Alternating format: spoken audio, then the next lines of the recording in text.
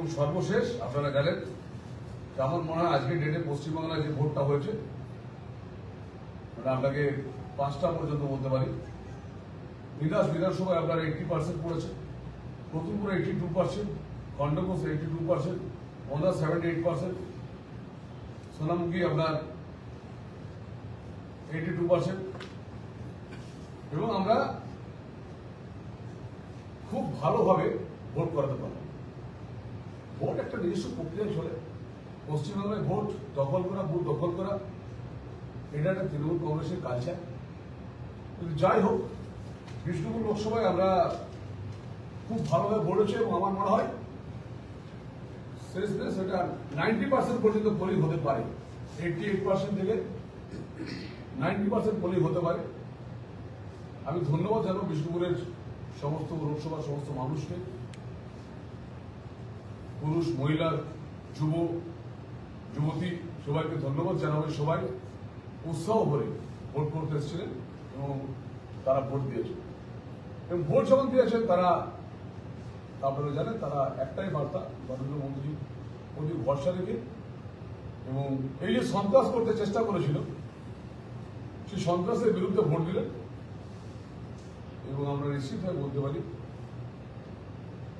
এই লোকসভা 12% থেকে 16% মার্জিন থাকবে। এই লোকসভা 12% থেকে 16% মার্জিন থাকবে এবং এটা ঐতিহাসিক একটা রেকর্ড জয় হতে চলেছে।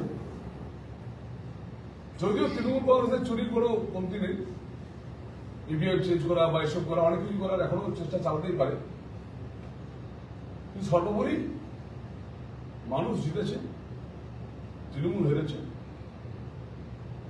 4 তারিখ আপনারা দেখতে পাবেন। আমি বলেছিলাম আগে ভোট হলে আপনাদেরকে বলবো মিনিমাম 12% থেকে 16% মার্জিন আমরা করবো। এবং আমি আবার বলি ধন্যবাদ জানাচ্ছি সমস্ত লোকসভার মানুষকে যারা মনের মধ্যে ভয় না রেখে সাহস করে ভোট দিতে এসেছেন। কিন্তু খণ্ডঘোষে কিছু জায়গায় দলিত মহিলাদেরকে ভোট দিতে দেয়নি, যা অত্যন্ত লজ্জা।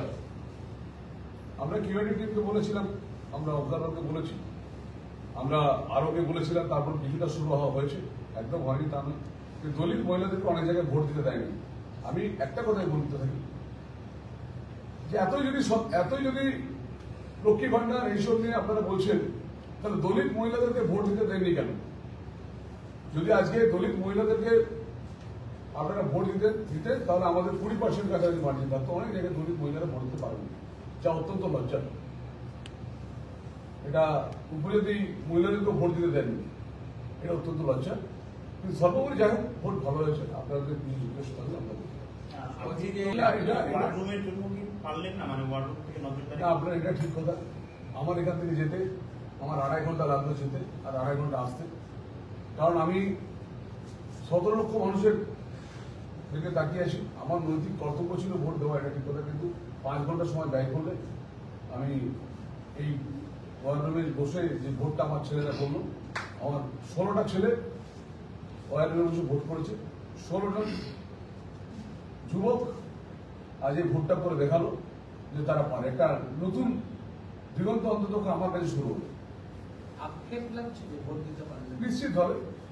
আমি গেলে সুভাষদার একটা ভোট বাড়ত, কিন্তু যেহেতু 5 ঘন্টা ডিলে হতো তাহলে আমি এই কারণে পারলাম না। ভোট দেওয়াটা অত্যন্ত দরকার।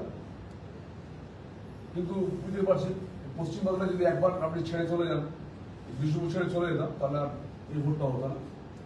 এটা আমার কাছে নিজেরই খারাপ লাগছে যে ভোট দিতে পারলাম না একটা ভোট, এবং বিজেপিকে আমি ভোট দেবো। এটা আমাকে বলে আগামী এটা হয়নি আমার কখনোই।